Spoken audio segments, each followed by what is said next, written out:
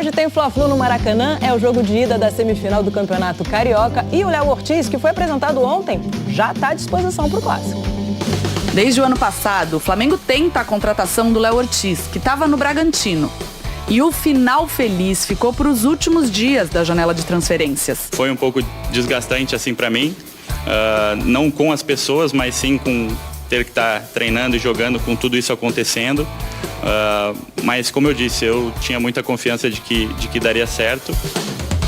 Léo Ortiz chega para brigar por uma vaga na defesa titular do Flamengo. Mas a missão não vai ser das mais simples, até porque os zagueiros do elenco têm dado conta do recado. Atualmente, a dupla de zaga titular é formada por Fabrício Bruno e Léo Pereira. Em 2024, o time principal do Flamengo só tomou um gol e num jogo que nem era oficial. Foi no amistoso contra o Orlando City, pela pré-temporada nos Estados Unidos, que terminou em 1-1. Eu venho para agregar, cara. Eu acho que para que tenha mais jogos sem sofrer gols, esse é o meu objetivo, ajudar nesse sentido. O nome do Léo foi um pedido específico do técnico Tite. Quando comandava a seleção brasileira, ele convocou o zagueiro algumas vezes, inclusive para a disputa da Copa América em 2021. Ele foi o primeiro treinador que me levou à seleção brasileira, né? Por 3 vezes, então acredito que ele tenha muita fé no meu trabalho, no que não só na parte de campo, mas como pessoa também, pelo que ele me conhece. O novo camisa 3 foi relacionado para o Fla-Flu de hoje, pela semifinal do Carioca, mas deve começar no banco de reservas. Gabigol não treinou com o grupo pelo 4º dia seguido e, assim como Wesley, é desfalque. A tendência é que o Flamengo vá a campo com Rossi no gol, Varela, Fabrício Bruno, Léo Pereira e Ayrton Lucas, Pulgar, De La Cruz e Arrascaeta, Luiz Araújo, Everton Cebolinha e Pedro. É isso aí. Vamos falar sobre Campeonato Carioca, porque teremos um Fla-Flu no Maracanã, né, amanhã à noite. Vamos trazer informações dos dois times, começando com informações do Flamengo, com a Lívia Laranjeira. Chega mais, Lívia! Fala, Diniz, tudo bem? Um grande abraço para todo mundo ligado com a gente no Troca. O Flamengo apresentou oficialmente na tarde dessa sexta-feira aqui no Ninho do Urubu o zagueiro Léo Ortiz, que assinou contrato por 5 anos, vai vestir a camisa 3 rubro-negra. O zagueiro era um desejo antigo do Flamengo, o clube tenta a contratação dele desde o ano passado e foi uma negociação longa com o Bragantino, né? Foi uma negociação difícil, os valores foram difíceis de ser acordados, mas a diretoria se esforçou muito para trazer esse jogador porque entende que ele é um desejo do técnico Tite. O Marcos Braz, na apresentação do Léo aqui no Ninho, falou inclusive que o Tite não tinha outros nomes para a posição. Ele queria especificamente o Léo Ortiz. O Tite confia no jogador, o Tite já trabalhou com o Léo na seleção brasileira, convocou o Léo algumas vezes, inclusive para a disputa da Copa América em 2021. E o Léo Ortiz falou sobre essa relação dele com o técnico do Flamengo. Então vamos ouvir esse trechinho da entrevista do zagueiro. Ele foi o primeiro treinador que me levou à seleção brasileira, né? Por 3 vezes, então acredito que ele tenha muita fé no meu trabalho, no que não só na parte de campo, mas como pessoa também, pelo que ele me conhece durante o tempo que a gente trabalhou junto. E estou ansioso para poder cada vez mais me adaptar ao estilo que ele coloca dentro de campo, que acho que bate muito com as minhas características. Até por isso foi um pedido dele.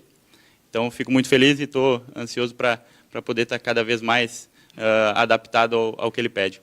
O Léo já está inscrito, toda a burocracia já foi resolvida, ele já pode vestir a camisa rubro-negra e ele está com ritmo de jogo, né? Porque ele vinha jogando no Bragantino. Então ele está treinando normalmente, inclusive depois da entrevista coletiva aqui no Ninho do Urubu, ele foi direto para o campo, porque o Flamengo está encerrando a preparação para a semifinal do Carioca, enfrenta o Fluminense nesse sábado no Maracanã. Mas a tendência é que nesse primeiro momento ele fique no banco de reservas como opção mesmo. O Tite deve continuar escalando Léo Pereira e Fabrício Bruno. Então, só para lembrar, Flamengo enfrenta o Fluminense, semifinal do Campeonato Carioca nesse sábado às 9 da noite e já deve ter Léo Ortiz relacionado entre os jogadores rubro-negros. Tá certo, Diniz? Volto com você, bom programa. Obrigado, Lívia, pelas informações do Flamengo. Léo Ortiz, então, reforço que chega em princípio para o banco de reservas, né? Porque a zaga do Flamengo nesse momento está muito bem formada, né? Tanto o Fabrício Bruno quanto o Léo Pereira vivem um bom momento. A defesa do Flamengo tomou 2 gols só na temporada até aqui. Então, em princípio, né, até pela questão da justiça, o Tite preza muito pelo grupo. Imagino que não vai ter que esquentar o banco um pouquinho antes de começar a jogar como titular ou conquistar essa vaga aí no decorrer dos jogos, né? O Tite fala muito sobre merecimento. Como ele chegou agora, não dá para sentar na janela ainda, né, Jéssica? É normal, acho que tem tudo a ver com o estilo do Tite. Ele sabe o momento exato. Ele sabe que o futebol mesmo vai proporcionar o momento do Léo Ortiz ter sua oportunidade, quando um jogador sentir ou quando for suspenso por cartão amarelo, que é muito normal pela posição, né, de zagueiro. Então, o Léo Ortiz vai ter o seu momento de entrar no time, sem dúvida alguma. E a zaga do Flamengo está muito bem. Não faz nem sentido mudar agora porque chegou o Léo Ortiz. O Flamengo já conta com 2 jogadores excelentes para a posição, que se dão muito bem por ali, que se conhecem muito bem. É um setor defensivo que sofreu 2 gols desde o início da pré-temporada. Acho que o Flamengo sofreu só 2 gols. Então é um aproveitamento incrível de uma linha de defesa. Não tem porquê hoje o Tite promover uma mudança forçada. Mas o Léo Ortiz, sem dúvida, vai naturalmente ter sua oportunidade. Se a gente lembrar no passado, o Everton Cebolinha ganha a titularidade no momento em que o Bruno Henrique sai do time por cartão amarelo, se não estou enganado. Então ele teve o 3º cartão amarelo, sai do time por um movimento natural do futebol, o Cebolinha entra e aí começa a jogar tão bem que aí disputa a posição e ganha naturalmente. Essa questão da hierarquia, né, que o Tite costuma impor nos times que ele dirige, você conhece bem, né, Alex? Ele é muito burocrático nesse aspecto, assim, não costuma saltar etapas, né? Ele não pula, até faz parte. Lógico que se a defesa não estivesse jogando bem ainda, né?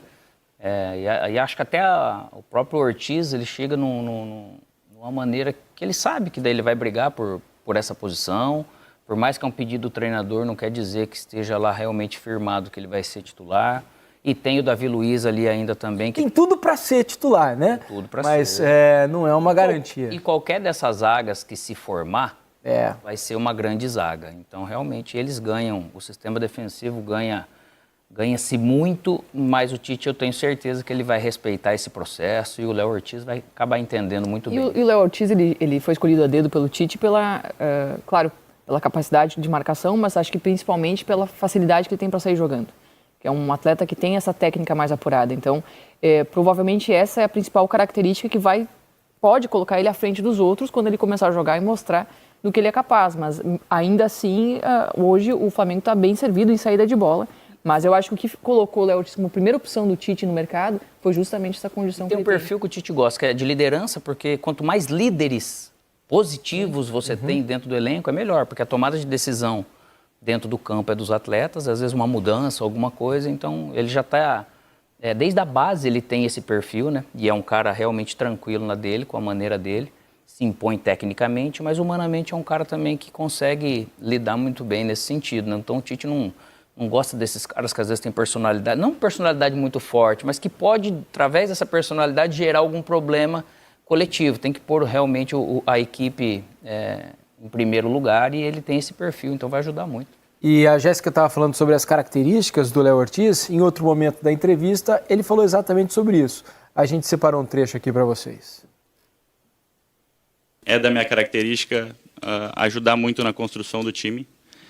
Eu gosto sempre de ressaltar que o principal objetivo de um zagueiro, a principal característica do zagueiro tem que ser na parte defensiva. Lógico que é um bônus essa parte de construção e hoje muito positivo nos dias de hoje, porque a gente sabe como as equipes se portam defensivamente, ainda mais contra um clube contra o Flamengo, e precisa desses jogadores que vão ajudar a construir lá de trás, seja conduzindo, ou seja achando um passe, ou seja num passe mais longo. Então, acredito que o Tite tenha pensado muito nisso, é uma coisa que ele prezava muito já na seleção brasileira, e tem prezado isso no Flamengo. A gente vê os jogadores que tem aqui que tem essa característica também. Então eu chego para agregar, acho que nessa função, mas principalmente focando na parte defensiva primeiro e, logicamente, quando eu puder, na parte ofensiva, ajudar o time construindo, como eu disse, seja em passes curtos, seja em passe longo, fazer o meu papel também. Bom, muito bom chegar num momento como esse, né, já com um clássico e uma semifinal. Um momento importante para o clube, próximo de conquistar mais um título. Então, espero que a gente faça 2 bons jogos contra o Fluminense e consiga chegar à final, para que eu já possa chegar pé quente, né? Chegar campeão aqui.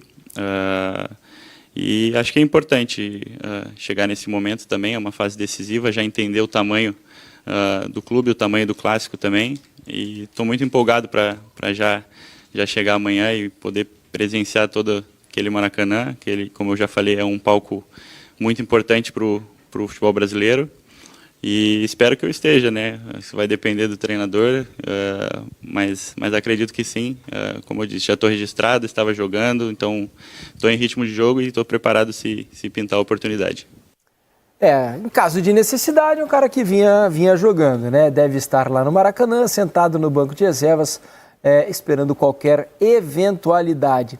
Aliás, vamos mostrar aqui para vocês a provável escalação do Flamengo. Quem será que Tite vai colocar em campo para este Fla-Flu neste sábado à noite, hein? A provável escalação é essa daí, ó.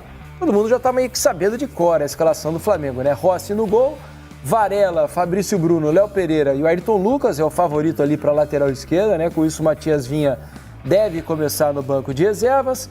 Pulgar, De La Cruz, Arrascaeta, Luiz Araújo, Pedro e Everton Cebolinha. Como costuma ser o Tite também, né? Bastante previsível. Não é de trazer grandes surpresas assim no dia a dia, principalmente quando as coisas estão dando certo, né, Jéssica? E esse é o Flamengo que mais se encaixa quando tem o De La Cruz atuando pelo meio campo, né? O Flamengo, ele encontrou o equilíbrio a partir do Luiz Araújo. Ele até sai no primeiro momento para encaixar o De La Cruz, que é o único reforço que chega já com status de titularidade e que ali não tem muita discussão. Mas o De La Cruz sofre um pouquinho para entender essa dinâmica de atuar pelo lado, mas também chegar por dentro, fazer a construção e também dar o equilíbrio defensivo. Ele que é um atleta que gosta de jogar entre as linhas, então é difícil fazer essa recomposição. Mas aí, a partir do momento da saída do Gerson por problema de saúde, o De La Cruz vai pelo meio do campo e começa a se dar muito bem por ali com a Arrascaeta e a entrada do Luiz Araújo, que faz essa compensação defensiva. Eu só acho, a gente mostrando essa escalação, que o que tende a mudar ao longo do ano, já que a gente está com o campinho aqui, é o Vinha entrando no lugar do Ayrton Lucas, que deve ganhar a posição, e depois, quando o Léo Ortiz entrar, eu imagino que o que o Tite quer é ter um construtor pelo lado direito. O Léo Ortiz pode jogar tanto o lado direito da zaga quanto o lado esquerdo, mas ter o Léo Ortiz construindo pelo lado direito uma linha de 3 e junto com o Vinha, que entra pelo lado esquerdo, tendo o Varela, que sobe muito mais. Porque ele gosta de ter 3 zagueiros? Não, mas o Varela podendo sair muito mais, vai ser um lateral que sobe. Fala dele no lugar do Fabrício Bruno, no caso, como se fosse.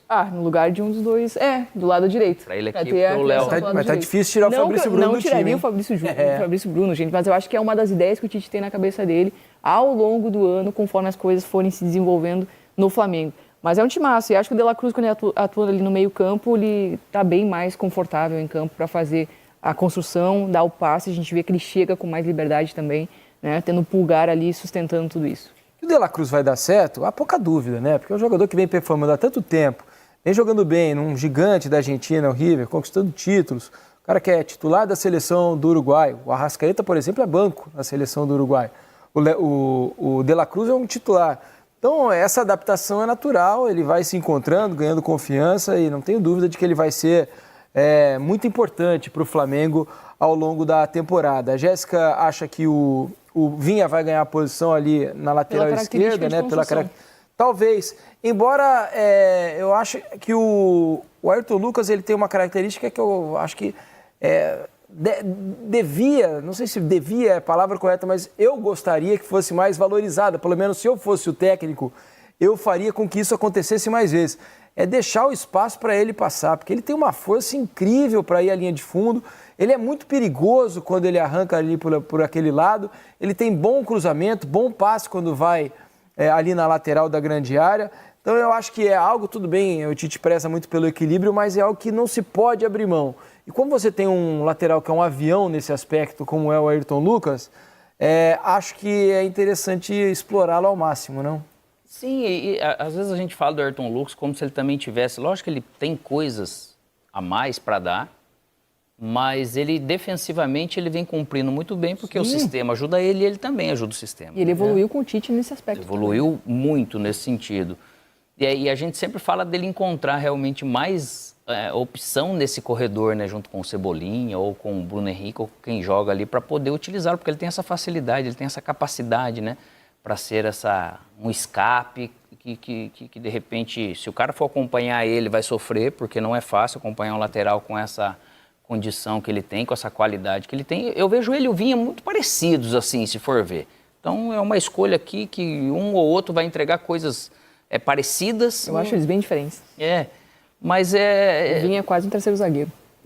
Mas ele mas no Palmeiras ele foi bastante ofensivo. Ele tem muita qualidade para jogar. Ele não tem essa questão de abrir passada. Ele não é uma passada larga como a do Ayrton Lucas, né? O Ayrton Lucas também não é de vir tanto por dentro com a bola dominada, mas eu falo assim, se você for olhar, não é nenhum dos dois são unanimidade, né? Então vai depender daquilo que o campo fizer. E eu acho o Ayrton Lucas também um excelente jogador. É que, pelo que a gente entende do que o Tite gosta nos seus times, eu imagino que é o que pode acontecer. Mas, sem dúvida, o Tite tem 2 laterais ali que são incríveis. E a dinâmica do jogo, do time, que vai realmente dizer quem deles vai jogar, né? Ainda tem essa convocação do Ayrton Lucas. Eu acredito que muito também por isso que ele vem fazendo defensivamente, vem aprendendo a dar esse suporte, contendo um pouco essa ansiedade do meio para frente, mas eu acredito também que agora ele vai se soltando. A tendência é ele também melhorar essa parte ofensiva e participar de mais jogadas, de mais gols, só que o time do Flamengo é muito talentoso, né, Felipe? Então, às vezes, aquilo que ele faz pode parecer ainda pouco, para o tanto que esses jogadores têm para oferecer. Né? O Flamengo pede opções, né, para esse jogo, além do Gerson, Gerson, como eu falei, que isso? Inventou o Gerson, que está fora, né, passou por uma cirurgia de emergência. Gabigol e Wesley também, por motivos de lesão, não participam do jogo. Os dois seriam, em princípio, reservas. Mas o Gabigol está tentando se encontrar na temporada, conquistar um espaço novamente, ou reconquistar esse espaço, também está fora. Uma opção a menos para o Tite nesse jogo contra o Fluminense. Vamos trazer informações, antes das informações do Fluminense, hoje Marcos Braz deu entrevista, né, falou ao longo dessa apresentação do Léo Ortiz, e ele falou sobre o Maicon em princípio, porque o Flamengo fez uma oferta ao Shakhtar Donetsk, que é o dono dos direitos econômicos do Maicon, né, ele está emprestado ao Corinthians, e o Braz falou sobre essa proposta que fez ao time ucraniano. Vamos acompanhar. Dia 19 de fevereiro, o Flamengo fez uma proposta para o Shakhtar. E a proposta foi recusada. É difícil, aí para quem acompanha a gente aqui há 5 anos e 3 meses, a gente fazer uma proposta por um clube em que não tenha sido bem encaminhada com o empresário ou com o atleta. Não estou mais na fase de menino nem de amador. Se a gente fez a proposta para o Shakhtar, é que as coisas andaram bem na outra ponta, certo? O que aconteceu é que o Shakhtar negou a proposta do Flamengo. Esse negou. E a gente, por razões internas aqui, a gente entendeu que não deveria ou que poderia fazer uma contraproposta. O tempo foi passando, a gente tinha a situação do prazo do dia 7 e o Flamengo não avançou nesta negociação, em função também da demora que a gente perdeu, posso falar dessa maneira, perdeu muito tempo em relação ao Ortiz. Enfim, então foi isso que aconteceu. Mas eu te respondi, contribuí, mas não vou falar mais do assunto, não quero falar de assunto de jogador que eu não contratei. Mas a narrativa de São Paulo, lá... O Flamengo brilha enquanto o Fluminense decepciona, com o Flamengo terminando em primeiro e o Fluminense em quarto. A disparidade é evidente. Mesmo com uma equipe alternativa dirigida por Mário Jorge, o Flamengo sofreu apenas um gol, enquanto o time Tite não levou nenhum. Mas não se engane, o Campeonato Carioca não é subestimado com 3 clássicos, incluindo o Fla-Flu. É uma competição de peso. O Novo Iguaçu surpreende em segundo lugar na classificação geral, mostrando que há mais do que os tradicionais gigantes em cena. Enquanto o Flamengo celebra, a incerteza paira sobre a renovação do contrato do Gabigol, o futuro do jogador é um quebra-cabeça em aberto, alimentando especulações sobre seu destino. E as movimentações nos bastidores continuam. Micael e Claudinho são nomes que circulam indicando que o Flamengo já planeja a próxima investida, mesmo após o fechamento da janela de transferência. Enquanto aguardamos os desfechos, acompanhamos a trajetória do Flamengo. Uma coisa é certa, a emoção está apenas começando. Prepare-se para uma nova jornada de reviravoltas surpreendentes no mundo do rubro-negro.